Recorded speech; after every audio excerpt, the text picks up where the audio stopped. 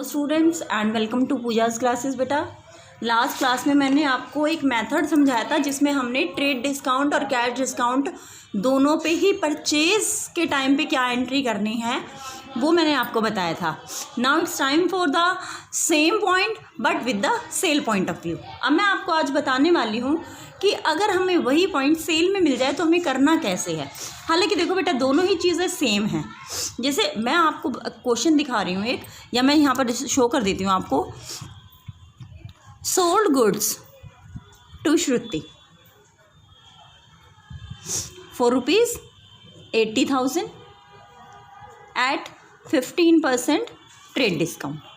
आपको trade discount के बारे में पता है क्या करना है। ट्रेड डिस्काउंट कभी भी शो नहीं करते, बट एंट्री हमेशा जो डिस्काउंट है वो डिडक्ट होने के बाद ही होगी। उसके बाद आता है आपका 4% कैश डिस्काउंट। उसके बाद बोला है रिसीव्ड 75% अमाउंट इमीडिएटली। आपने 75% अमाउंट उसी टाइम रिसीव कर लिया थ्रू चेक।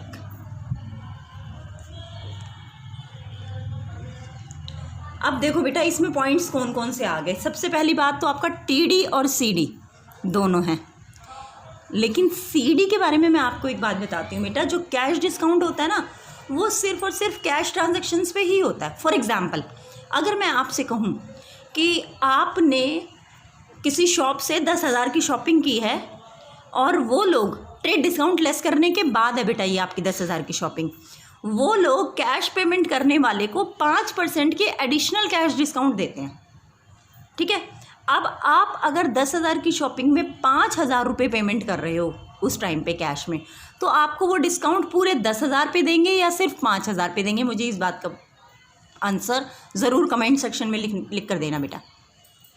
देखो जब हम कैश परचेज़ करते हैं अगर तब हमें डिस्काउंट मिल रहा है तो उसी के अकॉर्डिंग डिस्काउंट मिलेगा जितनी हम पेमेंट कर रहे हैं।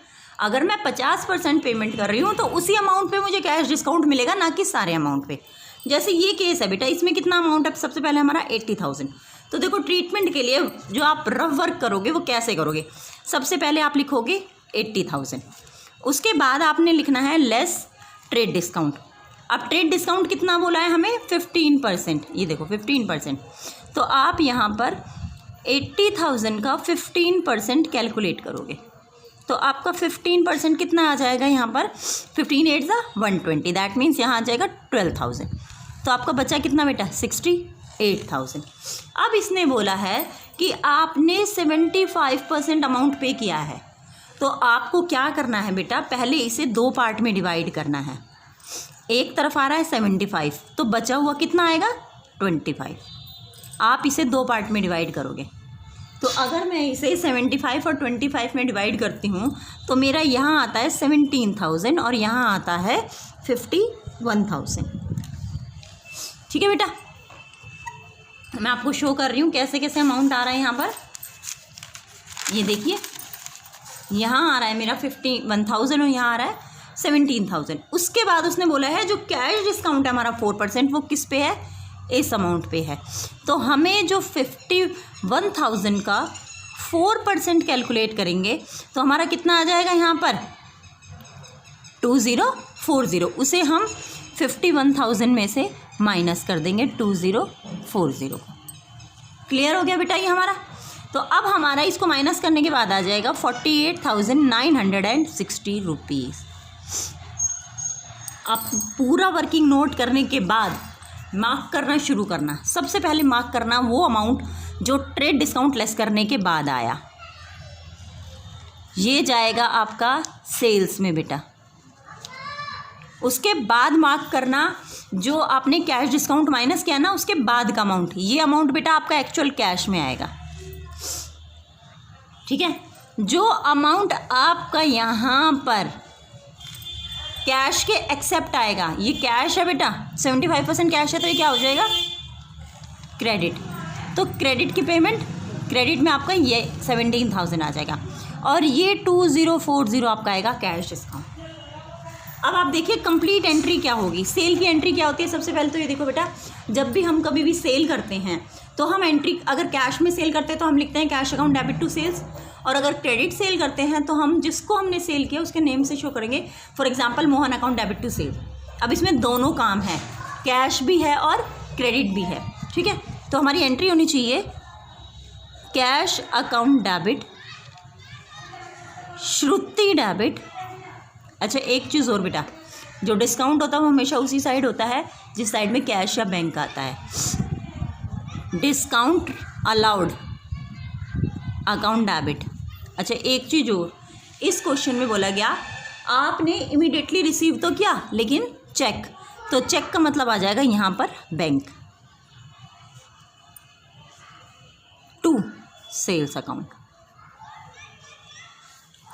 ये एंट्री समझ में आई बेटा? बैंक भी आएगा, श्रुति भी आएगा, डिस्काउंट भी आएगा, टू सेल्स आएगा। सेल्स में क्या आएगा? सेल्स में अमाउंट आएगा जो हमने ट्रेड डिस्काउंट लेस करने के बाद लिखा है। डिस्काउंट जो डिस्काउंट अलाउड आएगा वो आएगा आपका कैश डिस्काउंट जो कि 2040 है, और 2040 को माइनस करके जो आपका अमाउंट आएगा वो आएगा आपका कैश में या बैंक में। दूसरी तरफ जो आपका क्रेडिट वाला पार्ट है वो आप नेम से शो कर दोगे। सॉरी 17,000। क्लियर हुआ बेटा? बहुत इंपॉर्टेंट एंट्री है। क्वेश्चन में कई बार सिर्फ यही एंट्री 2 और 3 मार्क्स में एक इंडिविजुअल एंट्री आ जाती है। 1 और 2 मार्क्स के जैसे क्वेश्चन, छोटे क्वेश्चन दिए जाते हैं उनमें 2 मार्क्स में या 3 मार्क्स में ये एंट्री आती है बेटा, ठीक है।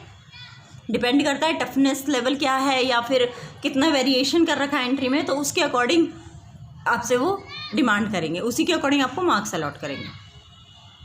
मैं आपको एक और एंट्री दिखाती हूँ इसी की, ये सेल्स की है, वो परचेज़ की दिखाती हूँ मैं आपको। क्या होगी परचेज़ की एंट्री हमारी? अगर मैं आपसे यहाँ कहती हूँ कि परचेज गुड्स फ्रॉम रिचा,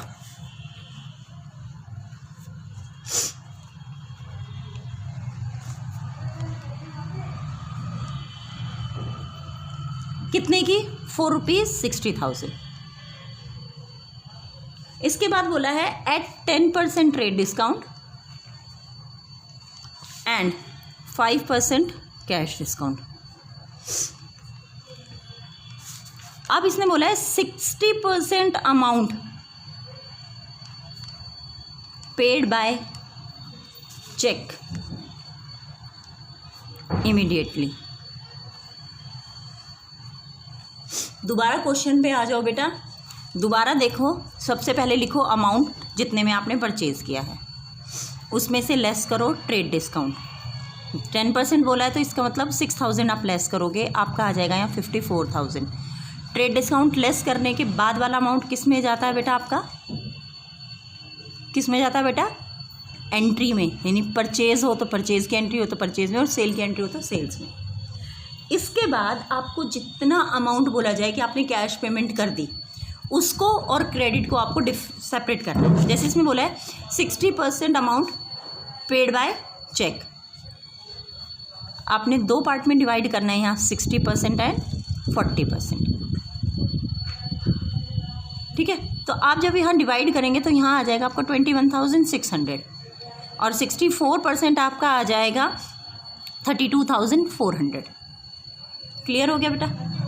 ये 2 पार्ट डिवाइड हो गए आपके। अब उसने बोला है कैश डिस्काउंट कितना है हमारा? 5%। तो 5% कैश डिस्काउंट आपने उसी का कैलकुलेट करना है जो आपका एक्चुअली में कैश रिसीव हो रहा है। तो आप जब इसका 5% करेंगे तो आपका यहाँ आ जाएगा 162 रुपीज़, ठीक है बेटा? 1620 सॉरी, ठीक है। अब आपका आगे आ जाएगा 16,200, ये आ गया आपका। इसको लेस करके आपने देखा तो आपको पता चला कि आपका यहाँ पर आ रहा है 30780। फिर से एंट्री वही है बेटा, परचेज़ की एंट्री है, तो परचेज़ अकाउंट डेबिट। अब हम परचेज़ कैश में भी करते हैं, क्रेडिट में भी करते हैं, तो आप परचेज़ में यहाँ देखो 2 कैश भी लिखोगे। अच्छा सेम है इसमें भी, पेड बाय क्या बोला है? चेक, तो आप यहाँ क्या लिखेंगे? बैंक। 2 रिचा भी लिखेंगे, 2 डिस्काउंट रिसीव्ड अकाउंट भी लिखेंगे। अब अमाउंट कैसे कैसे लिखने हैं? सबसे पहले जो ट्रेड डिस्काउंट लेस करके आया वो आया आपका परचेज़ में, जो कैश डिस्काउंट आया वो कैश डिस्काउंट में, और जो अमाउंट कैश डिस्काउंट लेस करने के बाद आया है वो बैंक में या कैश में। जो बाकी ऑन क्रेडिट वाला पार्ट था 60% कैश है, तो ये वाला कौन सा है, क्रेडिट। जो क्रेडिट वाला पार्ट है वो नेम के अकॉर्डिंग, जो भी नेम। समझ में आया बेटा? ये आपका क्वेश्चन नंबर 10 है according to DK Goyal book बेटा। ठीक है, तो अब आप इसी तरीके से जो आपको आगे क्वेश्चन मिलेंगे, अभी 11, 12 क्वेश्चन में भी आपका यही आएगा। ठीक है, अच्छा ये क्वेश्चन में जैसे मैंने आपको एंट्रीज दिखाई हैं बेटा, तो इसमें ना आपका सेम टाइम पे हो गया। अगर मैं ये बोलती कि आपको 5% कैश डिस्काउंट मिलेगा, लेकिन तब जब आप पेमेंट करेंगे विदिन 7 डेज़, आज की डेट में आप पेमेंट नहीं कर रहे, आप विदिन 7 डेज़ पेमेंट कर रहे हैं, तो आपको कैश डिस्काउंट मिलेगा। तो आपने क्या करना है बेटा, ये एंट्री और शो कर रही हूँ मैं आपको। अभी जो हमने अभी रिसेंटली एंट्री किया, मैं उसके अकॉर्डिंग दिखा रही हूँ आपको। जो आपने 60,000 लेस डिस्काउंट किया था, 6,000 आपका 54,000 आया था। अब उसने बोला था आपको कैश डिस्काउंट मिलेगा अगर आप 7 दिन के अंदर अंदर पेमेंट कर देते हैं। तो सबसे पहली एंट्री आपकी ना सिर्फ जस्ट क्या होगी बेटा, purchase account debit to Richa, जिससे आपने परचेज किया, उसमें आपको पूरा दिखाना है बेटा 54,000। अब अगर इसके बाद ही कहता है कि आपने पेमेंट टाइम पे कर दी और आपको डिस्काउंट अवेल हो गया, तो फिर आप यहाँ पर जब रिचा को पेमेंट करेंगे, रिचा डेबिट टू कैश या टू बैंक, तब आप यहाँ डिस्काउंट शो करेंगे। तो दैट मीन्स सेग्रेशन हो गया एंट्री का। उसके बाद अगर मैं इसी केस में बोल दूँ कि आपने 60% अमाउंट पे कर दिया और आपने डिस्काउंट अवेल कर लिया, तो आपका यहाँ पर जो आएगा वो 32,400 आएगा। वही 60% निकाला हमने यहाँ पर। उसके बाद आपका डिस्काउंट था 1620, और जो बाकी बचा आपका 30,780 जो बचा आपका, वो आपका किस में आ जाएगा बेटा, डिस्काउंट में। क्लियर बेटा? तो आपको इस तरीके से सेपरेट करके एंट्री करनी पड़ेगी डेट के अकॉर्डिंग, जिस डेट को आपने परचेज किया और जिस डेट को आपने पेमेंट की। क्लियर हो गया बेटा? तो अब आप क्वेश्चन नंबर 10, 11, 12, 13 ये क्वेश्चन कीजिए बेटा। आपको फिर 14 से मैं आगे दूसरे नेक्स्ट वीडियो में बताऊंगी कि आपको करना क्या है। फिलहाल आप 13 तक क्वेश्चन कंप्लीट कीजिए। ओके बेटा, DK गोयल सर की बुक के अकॉर्डिंग बता रही हूँ बेटा मैं। ओके।